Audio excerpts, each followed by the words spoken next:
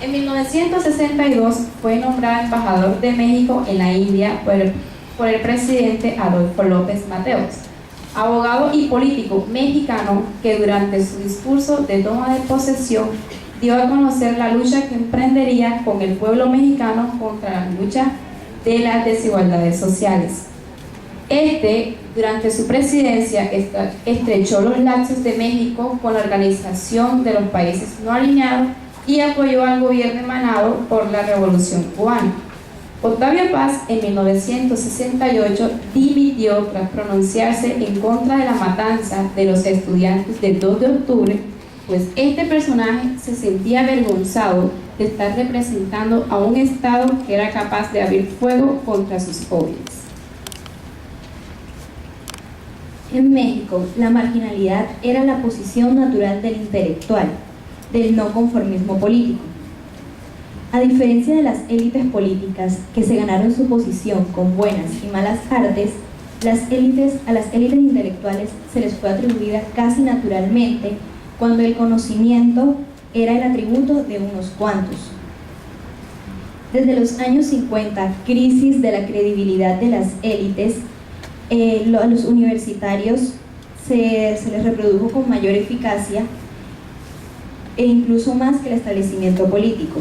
Paz observa que el Estado había utilizado la inteligencia para alcanzar sus objetivos inmediatos y que al hacerlo la había desnaturalizado, es decir, que el Estado al concentrarse en alcanzar sus objetivos se había olvidado por completo de sus deberes como Estado, y creyó que en 1968 sería un punto de partida en la historia de México, ya que para los intelectuales y los universitarios recobrarían de nuevo su papel de opositores al Estado y al status quo.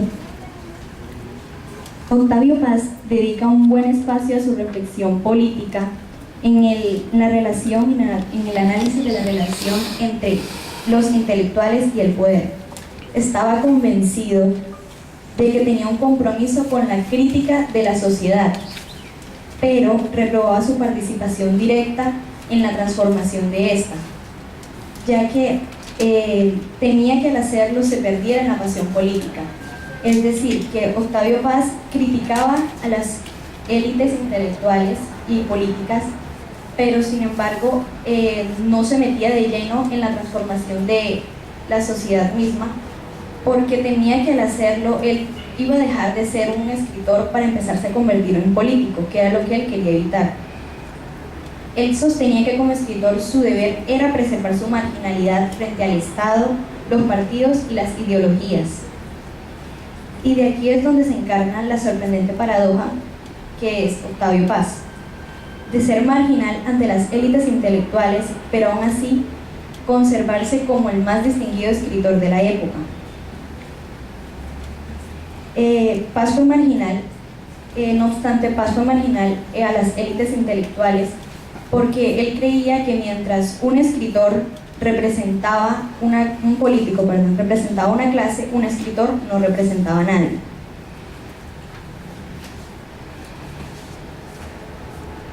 Octavio Paz falleció en la Ciudad de México en 1998 a los 84 años de edad, dejando atrás un sinfín de grandes obras y una vida dedicada a la literatura y a la política. Entre estos poemas está Libertad bajo palabra. Allá, donde terminan las fronteras, los caminos se borran. Donde empieza el silencio, avanzó lentamente y pueblo la noche de estrellas, de palabras, de la respiración de un agua remota que me espera donde comienza el alba. Inventó la víspera, la noche, el día siguiente que se levanta en su lecho de piedra y recorre con ojos límpidos un mundo penosamente soñado. Sostengo el árbol, a la nube, a la roca, al mar, presentimiento de dicha, invenciones que desfallecen y vacilan frente a la luz que disgrega. Y luego la sierra árida, el caserío de adobe, una minuciosa realidad de un charco y un pilo estólido de unos niños idiotas que me apedrean, de un pueblo rencoroso que me señala. Inventó el terror, la esperanza, el mediodía, padre de los delirios solares, de las falacias espejeantes, de las mujeres que castran a sus amantes de una hora. Inventó la quemadura y el aullido, la masturbación en las letrinas, las visiones en el muladar, la prisión, el piojo y el chancro, la pelea por la sopa, la deleación, los animales viscosos, los contactos innobles, los interrogatorios nocturnos, el examen de conciencia, el juez, la víctima, el testigo. Tú eres esos tres. ¿A quién apelar ahora? ¿Y con qué argucias destruir al que te acusa? Inútiles los memoriales, los ayes y los alegatos. Inútil tocar a puertas condenadas. No hay puertas, hay espejos. Inútil cerrar los ojos o volver entre los hombres. Esta lucidez ya no me abandona. Romperé los espejos. Haré trizas mi imagen que cada mañana rehace piadosamente mi cómplice, mi delator. La sociedad de la conciencia y la conciencia de la soledad. El día a pan y agua, la noche sin agua. Sequía, campo arrasado por un sol sin párpados. Ojo atroz. Oh conciencia, presente puro donde pasado y porvenir arden sin fulgor ni esperanza. Todo desemboca en esta eternidad que no desemboca. Allá, donde los caminos se borran, donde acaba el silencio, inventó la desesperación. La mente que me concibe, la mano que me dibuja, el ojo que me descubre. Inventó el amigo que me inventa, mi semejante, y a la mujer, mi contrario.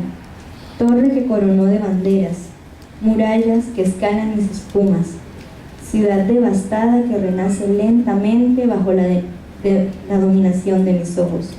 Contra el silencio y el bullicio inventó la palabra. Libertad que se inventa y me inventa cada día. Al leer este conjunto de versos es por lo tanto una actividad que no solo permite descubrir el talento literario que tenía Octavio Paz, sino también la gran imaginación que éste poseía. Al inventar una noche estrellada, enfrentar el terror y dibujar señales de esperanza, y hasta creerse acompañado por algún amigo. Para mucha gente, la soledad no es la mejor compañía, pero a veces hay momentos en los que debemos aprovechar esos momentos en los que estamos solos con nuestra conciencia para reflexionar. Paz rompió el silencio con la palabra, un concepto, que a juzgar por sus criterios es una libertad que se inventa y me inventa cada día. Gracias.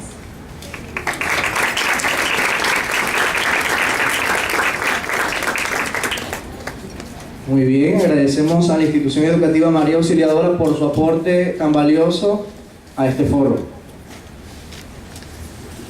La literatura genera conocimientos y permite la reflexión, abre nuevos horizontes para el análisis de la vida.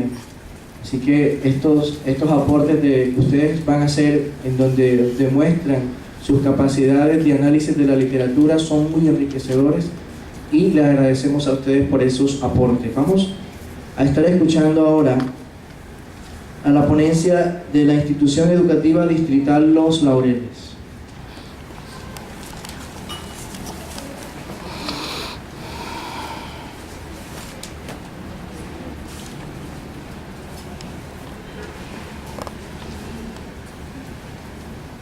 Bueno, hoy le vamos a hablar sobre el escritor Octavio Paz. Como ya muy bien saben, es un escritor muy polifacético. En esta fase solo vamos a tomar una de las polifacéticas de él, que es el ser crítico y literario.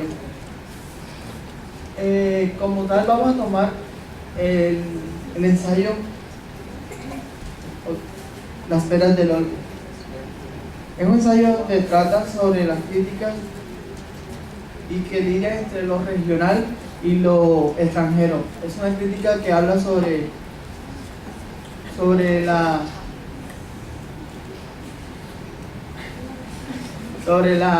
la cultura que se viene desde el nacimiento de la poesía en México, y la cultura que nace en un país ya muy lejano de México que se llama Japón. Advertimos que este ensayo es un estudio muy intenso porque es periodístico y nos dice una frase célebre de él: muchos de estos artículos no fueron escritos por voluntad propia, sino a petición de directores de revistas y periódicos. Aquí nos aparecen algunos temas y obras que juzgo capitales a más fines y próximos a mi manera de ser. Bueno, primero,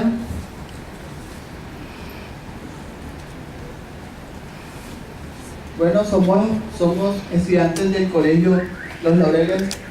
Mi nombre es Jan Suárez Medina, compañeros Elias Corsia y Henry Martínez. Vamos a hablar, como ya dije, las peras del olmo.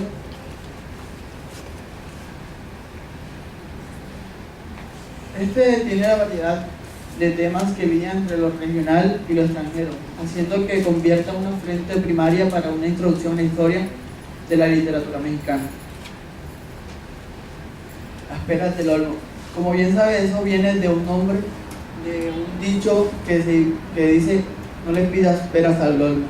Eso cabe decir que son cosas tan remotas que pueden pasar, pero solo el hombre, como él mismo dice, hace que el olmo dé peras muy increíbles.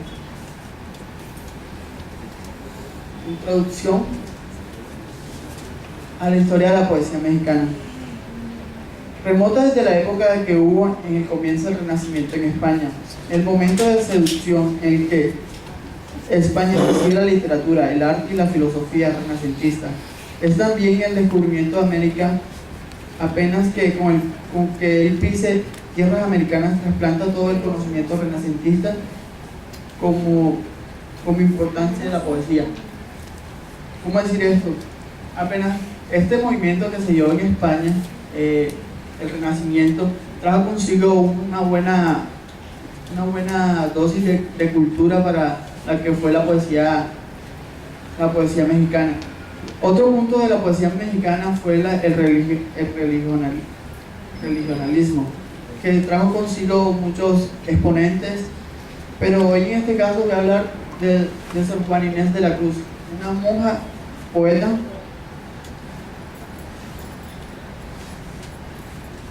que es una monja poeta, una figura muy importante para la poesía hispanoamericana, sino que también es uno de los espíritus más ricos y profundos de nuestras letras. Palabras del mismo Paz. Sor Juana de la Cruz tuvo libros como La Carta Ategórica y la respuesta a Sor Filotea de la Cruz. La Carta Ategórica es el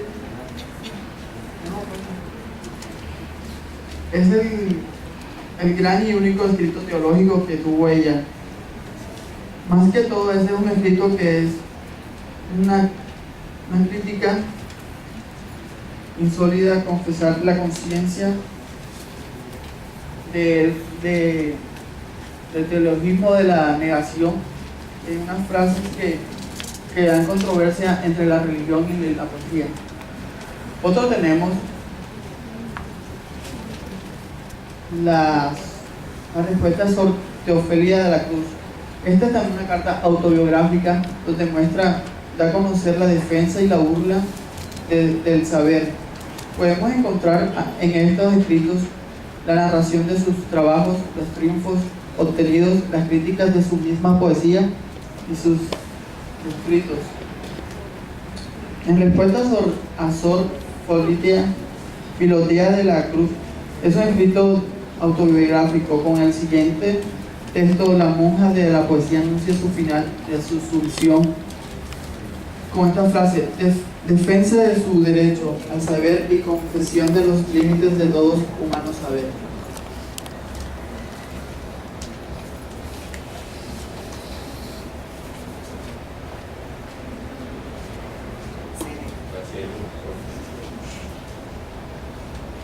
Yo les voy a hablar de un capítulo del ensayo de Paz, que es La muerte sin fin.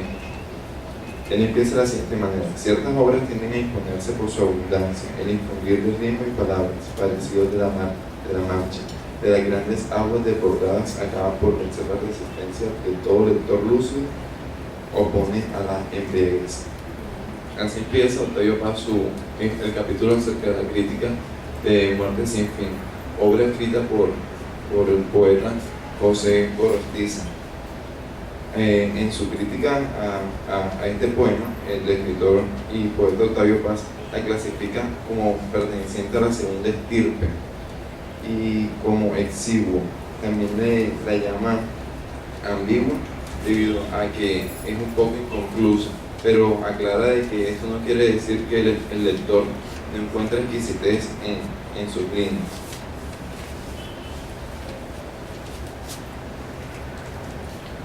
Aquí vemos una pequeña estrofa de lo que el libro Muerte sin fin nos dice, que también la recita el escritor Paz en su ensayo, que dice: las estrellas entonces ennegrecen y han vuelto el dardo insomnio a la noche perfecta y desolada.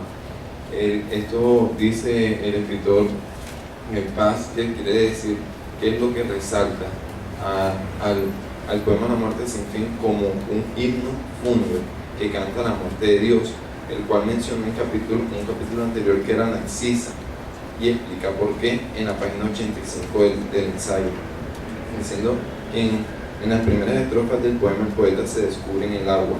Esto es la sustancia derramada informe por la naturaleza y que no es sino un tiempo, mero transcurrir, pero ese ser disperso, agua-tiempo, madura en una forma, que es la de un vaso, de la conciencia, y como sabemos la conciencia está relacionada con Dios, y por eso Dios estaba condenado a morir en nuestra forma de ser humano. Por eso se dice que tiene una muerte narcisa. En páginas siguientes, ya en la 87 en adelante, comienza a hacer una descripción general de lo que el poema en sí trata. Dice que La Muerte sin fin es un poema temporal, como su nombre mismo lo pronuncia, pero en un lenguaje respondiente a escultórico y abstracto. Más adelante nos da una conclusión acerca de su punto de vista sobre el poema, diciendo que se compara con escritores contemporáneos a José Gorostiza. Entonces, para que ellos también hablan acerca del tiempo, pero con palabras temporales, en cambio que él habla del tiempo como un tiempo que pasa y nosotros con él. Y dice al final, da esta expresión, dice que es el reloj de la cristal de la roca de la poesía hispanoamericana.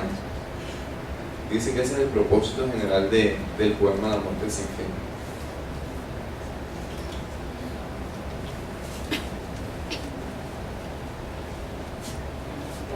Uno de los capítulos de La Espera del Horno es 3 momentos de la literatura japonesa. En esta hace una introducción a varios géneros artísticos que entran a la visión oriental, como el teatro japonés. Uno de sus representantes fue Baso, que hizo parte del siglo XVII. El hyaku es una forma de satori, que significa iluminación. En esta hicieron parte varios maestros, que fueron 4 en especial: Baso, Isa, Chiki y Yosa.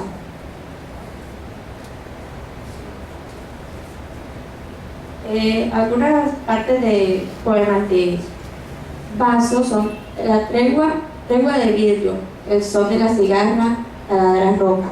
En esta Octavio Paz hace un resumen para lo que él significa, que es un paisaje que no puede ser más nítido. El mediodía en un lugar desierto, el sol y las rocas. Lo único vivo en el aire seco es el rumor de las cigarras. Hay un gran silencio. Todo calla y nos enfrenta a algo que no podemos nombrar. El siguiente es otro poema de 3 líneas, también de Baso, que el mar ya oscuro, los gritos de los patos apenas blancos. Este Paz lo critica de una manera de que aquí predomina la imagen visual. Lo blanco brilla débilmente sobre el dorso oscuro del mar, pero no es el plumaje de los patos ni las alas, sino los gritos del pájaro, que extrañamente es blanco para el poeta. Gracias.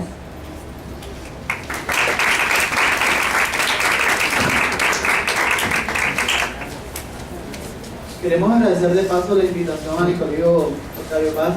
Siempre, ya esta es la segunda vez que nos invitan, muy agradecidos. Y esperamos más invitaciones y si es posible nosotros también le llegaremos invitaciones. Muchas gracias.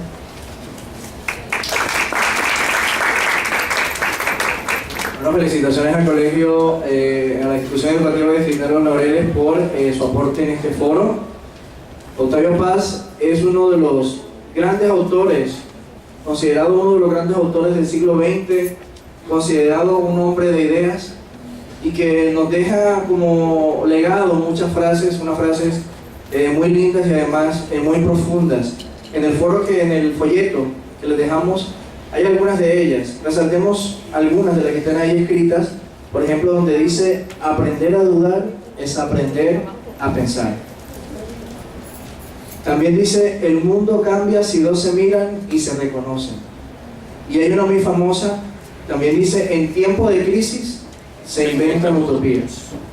Son unas frases pues que si nos detenemos a reflexionar sobre ellas, pues hay bastante para comentar, para analizar. Ahora nos disponemos a escuchar la participación de la institución educativa distrital Murillo. Ellos en este año están participando como asistentes, no como ponentes. Ellos van a tener una intervención como participantes, como asistentes al foro. Entonces queremos invitarles a la institución educativa Colegio Distrital Murillo.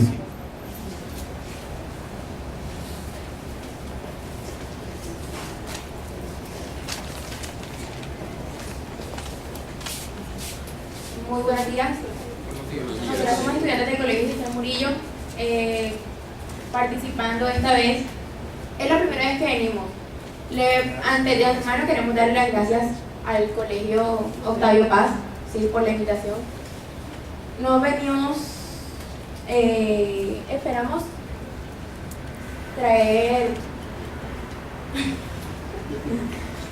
una mayor información la próxima vez, porque hoy no venimos preparadas como lo teníamos pensado, pero de igual forma, gracias. Bueno, como ya venimos diciendo, Octavio Paz nació el 31 de marzo de 1914 y murió el 19 de abril de 1968 en México. Fue poeta, escritor, ensayista y diplomático mexicano. Obtuvo premio Nobel en 1990 y fue uno de los escritores más influyentes de todos los tiempos. En 1954 obtuvo una cuarta participación en la fundación de la revista Mexicana de la Literatura. Políticamente se llama la tercera vía, que significaba ni con la izquierda ni con la derecha. Esta idea venía de París, con León Blum. El primer número fue de septiembre-octubre de 1955. Contó con el apoyo de Paz hasta que 4 años más tarde este regresó a Europa. En 1959 regresó a París y 3 años más tarde fue designado embajador de la India. En 1968 se encontraba en Nueva Delhi, donde la masacre de Tlatelolco, movimiento de México el 2 de octubre, esto en señal de protesta, tuvo lamentables sucesos que empañaron la celebración de los Juegos Olímpicos. Esto causó la renuncia de su cargo como embajador de la India. Buenos días. Yo les voy a hablar sobre el tema Águila o Sol, Octavio Paz. Las tres partes que conforman Águila o Sol se mueven entre la prosa y la poesía.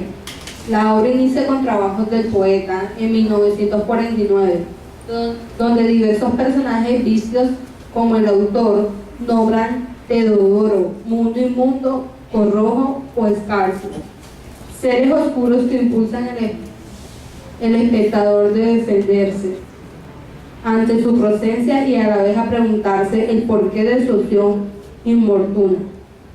La segunda parte del libro está compuesta por Arenas Movedizas, en 1949, colección de cuentos breves escritos en una prosa exquisita. Entre ellos rescatamos El ramo azul, Antes de morir, Mi vida con la ola, Maravillas de la voluntad, La última parte del título al libro, una colección de poemas en el que el autor identifica algunos de los temas ya mencionados. Octavio Paz destacó la condición de surrealistas de poemas de esta obra, que enfrentan sus páginas el tema precolombino, como es la casa del famoso poema Mariposa de Hostilidad, y las adquisiciones del autor. Gracias.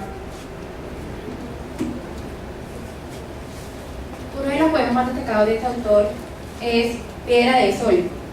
Octavio Paz definió esto como una frase circular, es decir, inicia donde acaba o acaba donde inicia. Cuenta con un total de 584 versos, que es el total de los días que demora el planeta Venus en hacer su conjunción con el Sol. Es decir, que trata de alinearse con el Sol en esos 584 días. Cada verso es una afirmación, excepto por algunas ocasiones en las que necesita de 2 versos o más para dejar el poema bien claro. Se le puede denominar también el eterno retorno, ya que el poema es claramente circular. Esta es solo una de las otras interpretaciones que se le puede dar a este escritor mexicano que durante el siglo XX tuvo gran reconocimiento no solo en México, sino también alrededor de todo el mundo, porque fue un escritor que le dio otro transcurso a la literatura hispana. Él también tuvo un ensayo llamado El mono gramático. Presenta un cuestionario sobre el lenguaje y el desarrollo de este como herramienta para construir la idea que se tiene del mundo a través de metáforas y acercándose poco a la literatura. Este describe el lenguaje del mecanismo que se utiliza para representar las cosas en la realidad y la naturaleza. Apartando también un poco el libro, Paz hace referencia a lo real. Él tuvo una sensación producto de la sumatoria de imágenes captadas por la percepción. Un ejemplo de ello, el mito de la caverna de Platón. Los hombres que estaban allí consideraban esto como algo real. Octavio Paz describe su libro Arco y Lira como método de liberación, es decir, es algo que se revela en sí lo que está percibiendo y sintiendo en ese momento. Lo que Paz narra en el mono gramático es lo que tiene en la mente. Para concluir, el lenguaje es la política de Octavio Paz. Gracias. Cuando Octavio Paz llegó a sus 80 años, recibió el Premio Nobel de Literatura. Estaba en la plenitud de sus poderes críticos y artísticos. Este Premio Nobel fue concedido por primera vez no solo a mexicano, sino a un personaje que le dio la vuelta al mundo con todos sus poemas y que ha sido nombrado durante esta última década y aún después de su muerte lo seguimos recordando. Muchas gracias.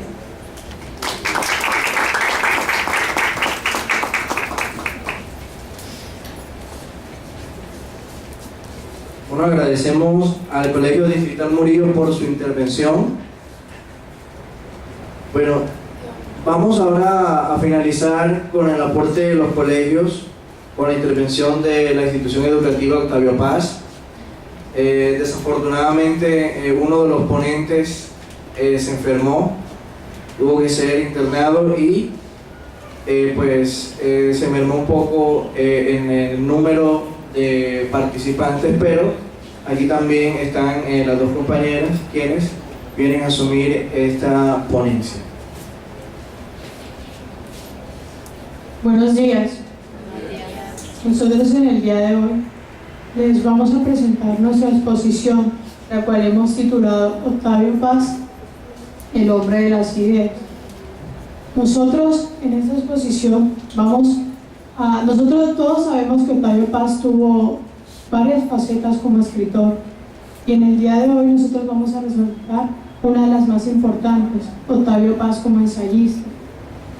Octavio Paz ganó el Premio Nobel de Literatura en 1990 por su conocimiento del lenguaje, por su agudeza analítica y por su visión humana plasmada en sus obras.